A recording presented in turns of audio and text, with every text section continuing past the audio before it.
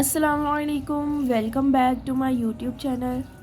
So in this video I will tell you about the important short questions of unit number 13 electrostatics. Chapter number 10, 11 और 12 के मैं already short questions, long questions, conceptual and important numericals बता चुकी हूँ. You can visit my channel and watch the videos. So let's start this video. Firstly, on the very first page, the topic is production of electric charges. Here आप लोगों को एक question जो है वो लर्न करना चाहिए यहाँ से, जो कि मतलब पूछा जा सकता है कि how we can produce the electric charge. ठीक है, how can we produce the electric charge on a neutral body, ये क्वेश्चन पूछा जा सकता है, शॉर्ट क्वेश्चन. ठीक है, तो इस शॉर्ट क्वेश्चन का आपने क्या आंसर लिखना है यहाँ से, we can produce electric charge by rubbing a neutral body with an other neutral body, यहाँ तक. ठीक है, उसके बाद आप इस क्वेश्चन के आंसर में ये लाइन लिखने के बाद इन दोनों एक्टिविटीज़ में से कोई एक एक्टिविटी लिख सकते हैं, 13.1 और 13.2. इन दोनों में से जौन सी भी आपको इजी लगे लर्न करने में वो आप इजीली लर्न करके इस क्वेश्चन में लिख सकते हैं. मैं क्वेश्चन रिपीट कर रही हूँ कि क्या क्वेश्चन आ सकता है कि how can we produce the electric charge on a neutral body. ठीक है, तो बस इसमें से वही कर लें, बाकी ये सारा बस एक बार रीड आउट कर लेंगे. शुरू में एक इलेक्ट्रोस्टैटिक की जो है वो डेफिनेशन है, इलेक्ट्रोस्टैटिक या स्टैटिक इलेक्ट्रिसिटी, इसको भी बस आप एक बार रीड आउट कर लें. नॉट मच इंपॉर्टेंट बट एक बार आप इसको रीड आउट कर लें. ठीक है, okay. On the next page these are the 5 points जो आपको अच्छे तरीके से लर्न होने चाहिए. ये शॉर्ट क्वेश्चन के तौर पे अगर नहीं भी आ रहे ना, क्योंकि ऐसा जिसका कोई शॉर्ट क्वेश्चन बन नहीं रहा, लेकिन इसको आपने MCQs के तौर पे अच्छे तरीके से याद आपको करना चाहिए. ठीक है, जैसे कि यहाँ पे बेसिक प्रॉपर्टी किसी भी मटेरियल बॉडी की क्या है, चार्ज है.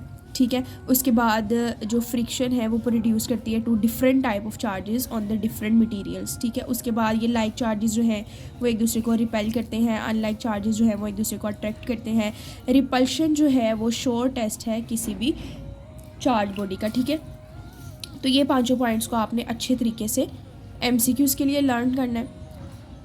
उसके बाद आगे आ जाता है हमारे पास टॉपिक द इलेक्ट्रोस्टैटिक इंडक्शन. इसको अगर मैं शॉर्ट के लिहाज से देखूँ तो शॉर्ट क्वेश्चन के तौर पे इसमें से डेफिनेशन ही बन सकती है कि पूछा जा सकता है व्हाट इज़ इलेक्ट्रोस्टैटिक इंडक्शन या what do you know about the electrostatic induction. ठीक है, तो इसकी आपने क्या करनी है, जो नेक्स्ट पेज पे डेफिनेशन है दिस. ठीक है, ये इसकी डेफिनेशन आपने अच्छी तरह से याद करनी है. अब डेफिनेशन जब लर्न हो जाएगी तो ऑब्वियसली डेफिनेशन के साथ अब आपने जो इसकी एक्टिविटीज़ है ना, उन दोनों एक्टिविटीज़ में से कोई एक एक्टिविटी आप एग्जांपल के तौर पे याद कर लें. ठीक है, उसके बाद आगे आ जाता है हमारे पास टॉपिक इलेक्ट्रोस्कोप. इलेक्ट्रोस्कोप जो है इसको शॉर्ट के तौर पे आप इसकी कंस्ट्रक्शन को याद कर सकते हैं, लेकिन it is not much as मतलब ज़्यादा इंपॉर्टेंट नहीं है. ठीक है, कंस्ट्रक्शन में क्या है कि यहाँ से आप लिख सकते हैं कि ये ब्रास रोड होती है, ब्रास डिस्क होती है, थिन एलुमिनियम फॉइल होती है, उसके बाद एलुमिनियम फॉइल ग्राउंड की होती है लाइक कॉपर वायर के साथ. ये सारी चीज़ें कंस्ट्रक्शन में आ जाती हैं. ठीक है, इस कंस्ट्रक्शन को आपने अगर शॉर्ट क्वेश्चन में याद करना चाहते हैं तो कर लें, अगर आप स्किप भी करना चाहते हैं तो स्किप भी कर सकते हैं, क्योंकि इतना ज़्यादा इंपॉर्टेंट नहीं है कंस्ट्रक्शन ऑफ इलेक्ट्रोस्कोप. हाँ, शॉर्ट क्वेश्चन के लिहाज से जो इम्पॉर्टेंट है यहाँ से वो है इसकी डायाग्राम. ये डायग्राम आपने शॉर्ट क्वेश्चन के लिहाज से लाजमी तौर पे करनी है, और ये क्या है, इम्पॉर्टेंट है. ये पास्ट पेपर में आ भी चुकी है. ठीक है, तो ये पूरी कंस्ट्रक्शन को लर्न करने से अच्छी बात है कि आप ये डायग्राम याद कर लें. अगर आपको फॉर एग्जांपल वो थ्योरी में भी पूछा था, डायग्राम नहीं पूछी उसने, थ्योरी में कंस्ट्रक्शन पूछ ली है, तो आप इसी डायग्राम को बना दें और बाद में अपनी वर्डिंग में लिख दें कि ब्रास डिस्क होती है, इंसुलेटर होता है, ब्रास रोड होती है. तो बस आपको डायग्राम अच्छे से याद होनी चाहिए. ठीक है, लेबलिंग बहुत अच्छे से पता होनी चाहिए. उसके बाद अगर हम नेक्स्ट पेज पे नेक्स्ट पे आ जाता है हमारे पास ये इलेक्ट्रोस्कोप जो है वो यूज़ किस लिए हो रहा है या इसकी एप्लीकेशन के तौर पे पूछा जा सकता है कि ये मतलब ये जो आपको 4 पॉइंट्स हैं ना ग्रीन हेडिंग से जो लिखे हुए हैं, ये आपको मस्ट इनके हेडिंग्स मालूम होनी चाहिए कि अगर वो पूछे थे कि what is the application of electroscope या where we can use the electroscope, तो आपने ये चारों हेडिंग्स लिख देनी है शॉर्ट क्वेश्चन में. ठीक है, अब ये तो हो गया कि अगर वो वैसे ही पूछ रहे थे एप्लीकेशंस को, लेकिन अगर वो स्पेसिफाई करके पूछ रहे हैं कि how can we detect the presence of charge with the help of electroscope या how can we charge the electroscope by electrostatic induction, तो फिर ये आपको पैराग्राफ्स याद होने चाहिए. ये इंपॉर्टेंट है, ये आपने अच्छी तरह से याद करना है. अब बहुत सारे स्टूडेंट्स को ये बहुत लेंथी लग रहे होते हैं या मुश्किल लग रही होती है, तो उसके लिए मैं थोड़ा सा इसको शॉर्ट करने की कोशिश करती हूँ कि आप इतना लिख लें. ठीक, okay, detecting the presence of the charge के अंदर आपने ये देखें यहाँ से यहाँ तक इसको लर्न कर लें, फिर उसके बाद ये इतना लाइन लर्न कर लें, उसके बाद इतना कर लें, मतलब पूरा पैराग्राफ अगर आपको डिफ़िकल्टी हो रही है लर्न करने में तो ये जिस तरह से मैंने निशान लगाए हैं आप शॉर्ट क्वेश्चन में इतना भी लर्न करके जा सकते हैं, ठीक है। उसके बाद जो नेक्स्ट है charging the electroscope by electrostatic induction, इसके लिए आपको पूरा पैराग्राफ लर्न करना पड़ेगा। इसके अंदर उसने पूरा प्रोसीजर बताया कि आप किस तरह से इलेक्ट्रोस्कोप को चार्ज कर सकते हैं, ठीक है। उसके बाद एक तो ये हो गया ना कि इलेक्ट्रोस्टैटिक इंडक्शन के थ्रू आप कैसे चार्ज कर सकते हैं। एक इसी के अंदर जो है टॉपिक के अंदर उसने ये भी बताया हुआ कि आप लोग इलेक्ट्रोस्कोप को कंडक्शन के थ्रू कैसे चार्ज कर सकते हैं, ठीक है। तो वो आपने ये लर्न करना है, ये पैराग्राफ कि कंडक्शन के थ्रू आप किस तरह से चार्ज कर सकते हैं। नेक्स्ट जो टॉपिक है वो है detecting the type of charge, कि हम किसी भी बॉडी के ऊपर टाइप ऑफ चार्ज किस तरह से डिटेक्ट कर सकते हैं। उसके लिए आप ये फर्स्ट वाली लाइन यहाँ से ये नेगेटिवली तक याद कर लें, उसके बाद नाउ से लेके लास्ट तक। नेक्स्ट है identifying the conductors and insulators, ठीक है, ये आपने लर्न करना है यहाँ से यहाँ तक। तो ये सारे जो हैं वो क्या है हमारे पास शॉर्ट क्वेश्चंस के तौर में है, ठीक है। अगर आप ये शॉर्ट क्वेश्चन के तौर पे याद कर लेंगे ना तो ये क्वेश्चन आपका लॉन्ग के लिहाज से भी तैयार हो जाएगा। नेक्स्ट आगे आ जाता है हमारे पास कूलम्स लॉ। कूलम्स लॉ जो है वो हमारे पास क्या है, इम्पॉर्टेंट है, ठीक है। इसका यहाँ से आपको मालूम होना चाहिए कि ये जो है ये किसने जो है ये दिया था, ला किसने दिया था, जैसे चार्ल्स कूलम ने दिया था, कब दिया था, 1785 में। तो ये आपको MCQs के लिए मालूम होना चाहिए, ठीक है। उसके बाद अब शॉर्ट क्वेश्चन इसका ये बन सकता है कि व्हाट इज़ कूलम्स लॉ, या डिफ़ाइन करें कूलम लॉ को। तो ये कूलम्स लॉ की स्टेटमेंट है, यहाँ से लेके यहाँ तक ये कूलम्स लॉ की स्टेटमेंट आपको लाजमी तौर पे याद होनी चाहिए शॉर्ट क्वेश्चन में। उसके बाद ये जो आगे इसकी छोटी सी डेरिवेशन है ये आपको मालूम होनी चाहिए, अगर आप मतलब ये फॉर्मूला आपको लाजमी तौर पे पता होना चाहिए। इसके बाद इस फॉर्मूला से आपने और क्या चीज़ लर्न करनी है कि जो फोर्स है उसका चार्जेस के मैग्नीट्यूड के साथ क्या रिलेशन है, यानी डायरेक्ट रिलेशन है, जो ऑलरेडी आपकी स्टेटमेंट में भी मैंशन है। डिस्टेंस के साथ क्या रिलेशन है, इन्वर्स रिलेशन है। ये रिलेशन आपको अच्छी तरह से पता होनी चाहिए ताकि इससे रिलेटेड कोई MCQs भी आता है तो आप उसको भी इजीली अटेम्प्ट कर सकें, ठीक है। उसके बाद नेक्स्ट जो है वो यहाँ पे एक आ जाती है हमारे पास K की वैल्यू, ये आपको MCQs के लिए मालूम होना चाहिए, ठीक है। उसके बाद कूलम्स लॉ जो है वो सिर्फ और सिर्फ पॉइंट चार्जेस के लिए है, ये भी आपको मालूम होना चाहिए, ठीक है। तो वैसे तो इसमें से शॉर्ट क्वेश्चन के तौर पे आपने यही दो चीज़ें याद करनी है, एक इसकी स्टेटमेंट और एक इसका ये वाला फॉर्मूला, ठीक है। नेक्स्ट अगर हम बात करें तो नेक्स्ट टॉपिक आपका आ जाता है electric field and electric field intensity का, ठीक है। ये भी आपने शॉर्ट क्वेश्चन के तौर पे इसकी डेफिनेशंस और फार्मूलाज ही बस लर्न करने हैं। जैसे कि ये देखेंगे इसकी डेफिनेशन है ये, उसके बाद इलेक्ट्रिक फील्ड इंटेंसिटी की डेफिनेशन ये है। अच्छा, इलेक्ट्रिक फील्ड जो है ना, इलेक्ट्रिक फील्ड की जब आपने डेफिनेशन करनी है तो ऑब्वियसली जब डेफिनेशन के साथ कुछ एक्स्ट्रा लिखना, ऑब्वियसली सिर्फ एक डेफिनेशन लिखने के तो आपको 2 नंबर नहीं मिलते। तो इलेक्ट्रिक फील्ड के साथ आप ये जो है ऊपर वाली लाइन एक लिख सकते हैं यहाँ से यहाँ तक, ये भी आप लर्न कर लें, ठीक है। लेकिन अगर आप नहीं भी करना चाहते तो एटलीस्ट आपने इसको तो स्किप नहीं करना, ये तो आपने लाजमी लर्न करनी है, ठीक है। उसके बाद आगे आ जाता है हमारे पास electric field intensity. Electric field intensity की एक दो डेफिनेशन ये ब्लू बॉक्स में लिखी है और एक डेफिनेशन ये स्टार्टिंग पे लिखी है। तो आई प्रेफर कि आप ना ये वाली डेफिनेशन इसको प्रेफर करें, इसको याद करें, ठीक है। उसके बाद इसका जो फार्मूला है वो आपका ये इलेक्ट्रिक फील्ड इंटेंसिटी का फार्मूला बन गया, ठीक है। उसके बाद ये इसका यूनिट है इलेक्ट्रिक इंटेंसिटी का, इलेक्ट्रिक फील्ड इंटेंसिटी का, ठीक है। ये डेफिनेशन हो गई, फार्मूला हो गया, ये इसके आगे से यूनिट हो गया।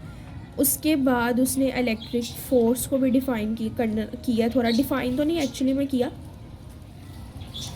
उसका फार्मूला गिवन है, ये फार्मूला आपको अच्छी तरह से याद होना चाहिए, ठीक है। उसके बाद ये जो इलेक्ट्रिक इंटेंसिटी है वो क्या है, वेक्टर क्वांटिटी है, ये भी आपको मालूम होना चाहिए, किसके लिए, MCQs के लिए। तो ये चीज़ें आपने शॉर्ट के तौर पे या MCQs के तौर पे इसमें से लर्न करनी है। नेक्स्ट आ जाता है हमारे पास इलेक्ट्रिक फील्ड लाइंस, ठीक है। इलेक्ट्रिक फील्ड लाइंस की जो हमारे पास प्रॉपर्टीज़ है ना वो आपको अच्छी तरह से याद होनी चाहिए कि हमारे पास इलेक्ट्रिक फील्ड लाइंस की क्या प्रॉपर्टीज़ हैं। इलेक्ट्रिक फील्ड लाइंस जो है वो आपने जैसे सबसे पहले तो बताना है कि ये इंट्रोड्यूस किसने की, ठीक है।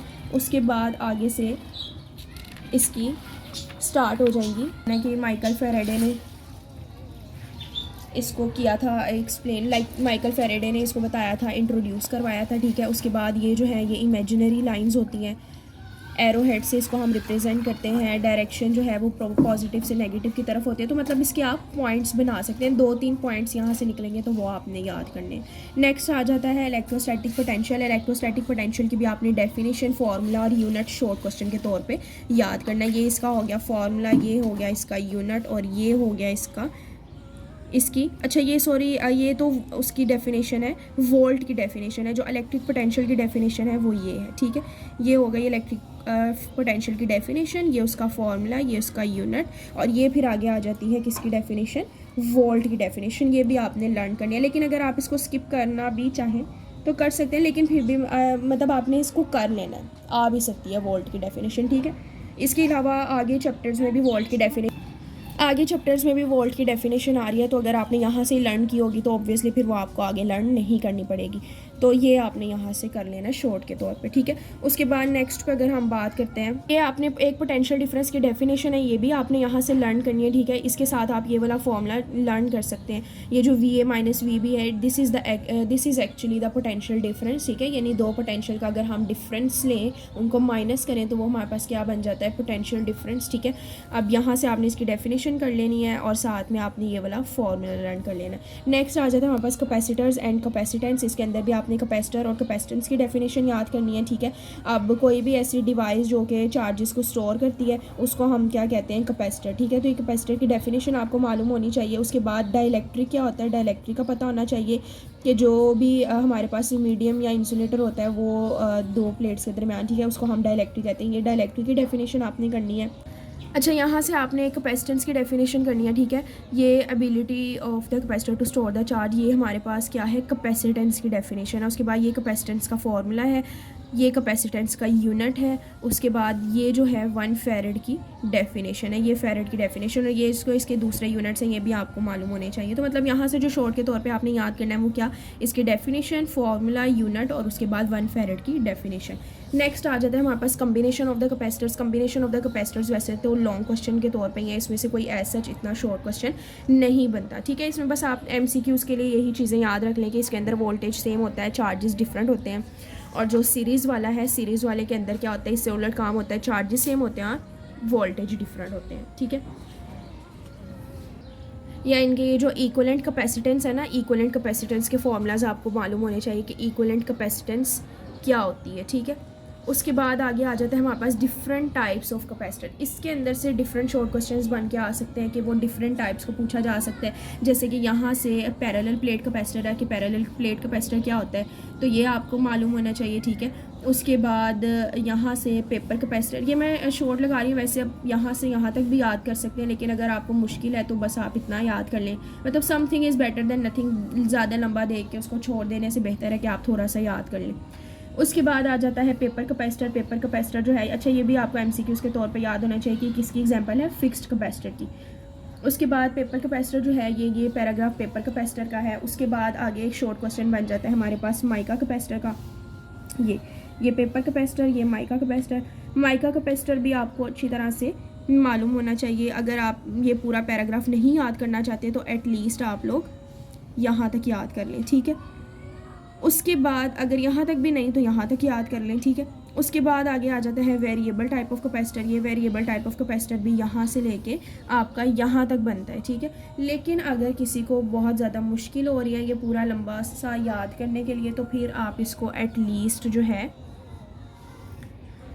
यहाँ तक याद कर लें, ठीक है।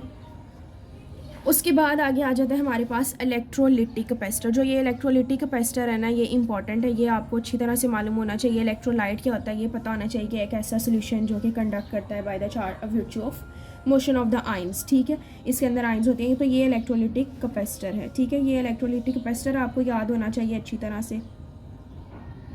नेक्स्ट आ जाता है यूजेस ऑफ कैपेसिटर। ये इंपॉर्टेंट शॉर्ट क्वेश्चन है, ये यूजेस आपको याद होने चाहिए। ये सारे यूजेस में से ना आपको इसे 2 या मतलब शॉर्ट क्वेश्चन में तो अगर आ जाता है तो 2 भी काफ़ी होते हैं, मतलब एटलीस्ट आप लोग 3 to 4 इम्पोर्टेंट इसके अंदर से यूजेस याद करके जा सकते हैं।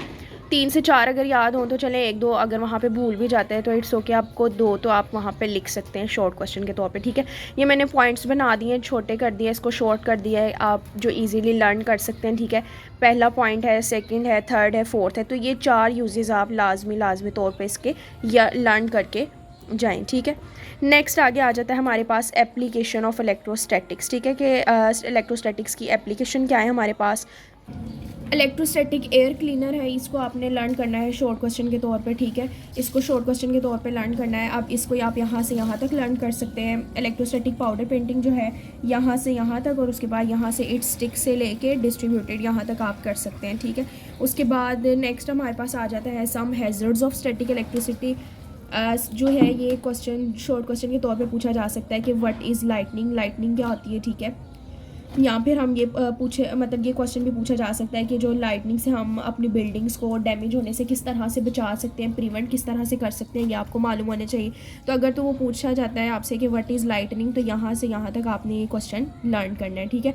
उसके बाद अगर प्रिवेंशन का पूछते हैं कि किस तरह से आप जो है वो बिल्डिंग्स को डैमेज होने से बचा सकते हैं, तो यहाँ से यहाँ तक ये आपको बस ये तो लाजमी तौर पर अगर आप ये नहीं भी लर्न करना चाहते, स्किप करना चाहते हैं तो कर सकते हैं। एक्सप्लोजन वाला जो पैराग्राफ है वो आप यहाँ से यहाँ तक कर लें। अगर आप लोग ये स्किप भी करना चाहते हैं यहाँ से यहाँ और फिर यहाँ से यहाँ तक, ठीक है। अगर ये आप स्किप भी करना चाहते हैं तो आप स्किप कर सकते हैं, ये कोई इतना ज़्यादा इंपॉर्टेंट क्वेश्चन नहीं है, ठीक है। लाइटनिंग भी जो है लाइटनिंग या ये जो इससे पीछे एप्लीकेशंस गुजरी हैं ये एज सच इतने ज़्यादा इंपॉर्टेंट नहीं है जितने इंपॉर्टेंट पिछले शॉर्ट क्वेश्चन थे जो मैंने इस पूरे चैप्टर के बताया। तो आप लोग इसको जो है वो मतलब कर लें। अगर ये वाला स्किप भी करना चाहते हैं तो कर दें, लेकिन लाइटनिंग को एटलीस्ट कर लें, ठीक है। पीछे जो पाउडर पेंटिंग एयर क्लीनर है तो वो भी इसकी निस्बत थोड़े से इंपॉर्टेंट है, वो कर लें।